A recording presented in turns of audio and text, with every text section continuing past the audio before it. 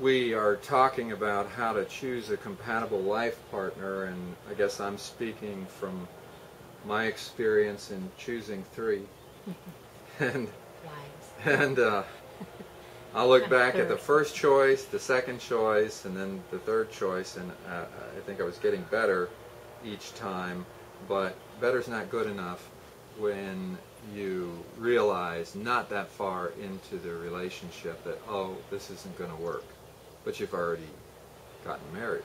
And I guess that's why a lot of people don't get married. They just say, but see, she and I had lived together for a while. We thought, okay, then we got married, and then in the years that passed, it became very clear that we weren't on the same wavelength. And so... Not the two of us. No, I'm talking about the just the previous one. Yeah. So my first marriage lasted 19 years, the second one lasted 7 years. So, I mean, you can't say that they were failed marriages, but you also look at what the quality of the relationship was like during those years, and especially the last years. And you say, well, I could have probably made the decision to end that sooner.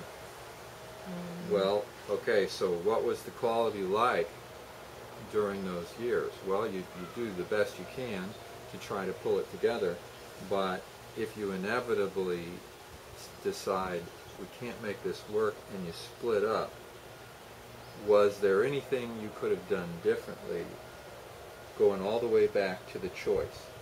In other words, before you actually made the decision to get married, is there something you could have seen at that time? Is there something you could have done that could have at least caused you to put off the decision of getting married because there's a question, rather than just jump into it and then take 7 years to figure it out? Right.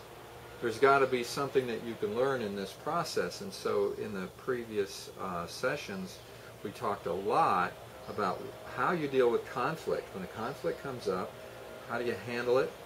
Is there respect and so forth, and how do you resolve it? That's a really big criteria, and you can find out how that works by really looking at that during that courtship period. But then another thing I want to talk about here is values, because your values sometimes go crosswise with each other. And if I look back at those two marriages and say, what is it that I could have seen earlier, before we got married, that was information that was available that I could have figured out, but I didn't really know to look at, I would have to put it into a category called values. Incompatible values. Yes. Oh, is that important? I mean, gosh, beyond the way the person looks, beyond everything else, values are the most important, I think. And for me, being older, getting married older, and having had some rather negative experiences in the past, what I looked at in you, which was very important, was your heart and the value I had, that you had such a wonderfully kind heart, that you loved nature, that you loved animals.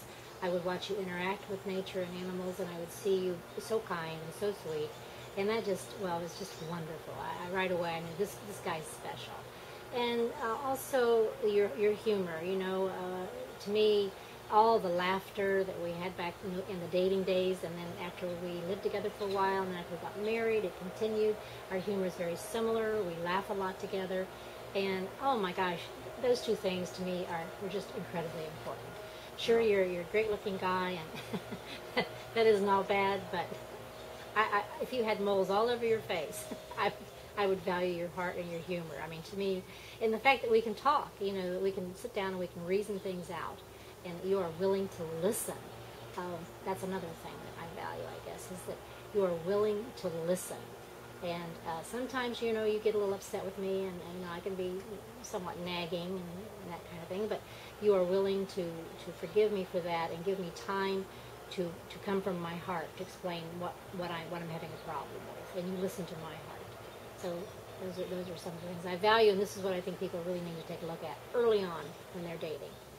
Is what kind of person? Take this person around your family, around your pets, around small children, around real life situations, and see what you like. I think. Yeah. For me, I like to learn, and I like to see what I haven't seen before, to discover new things about life, about how the world works, about relationships, about what makes it all, sort of the cosmology of what is all of this about, what is the meaning of life, what is self. All these kinds of questions are intriguing to me. And in the discovery, in the asking of the questions, and in day-to-day life, in discovering things, in that whole process of being able to step back and look and learn and change and grow, that's a high value for me. It is. It's a high value. And I guess what I realize now more than ever, and that is something that I see in you after 12 years of marriage that is very consistent, is that that's a high value of yours as well. Not necessarily was that a high value in the past, in previous marriages, and if they happen to watch this video, I apologize because I don't mean this in a negative way. I'm just saying that there was just something about that whole thing in terms of learning and growing and spiritual values and so forth that over a period of years just didn't seem to be compatible. And so rather than to make it hard criteria, because I don't even know how to make it hard criteria, just to be able to say, what are my values? And maybe you could even kind of list, what are the things that are really valuable to me? And then make sure that you're looking at those values in the other person. Do they value the same things that I value? How do they look at that? Because what's going to happen is if you do get married and you got big value conflict. All right. Let's say that one person is much more focused on making money, and that's the most important thing to them. Material possessions, status, whatever. All those kinds of things may run completely contrary to you. To your cabin in the woods. Yeah, or whatever. Yeah, exactly.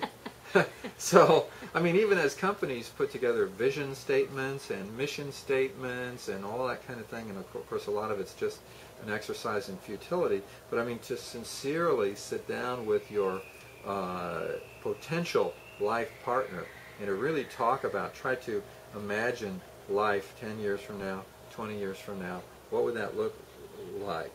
What is really important to us? What is really important? What's not? And then if there's big differences there, that doesn't mean you're not compatible, but it's a question.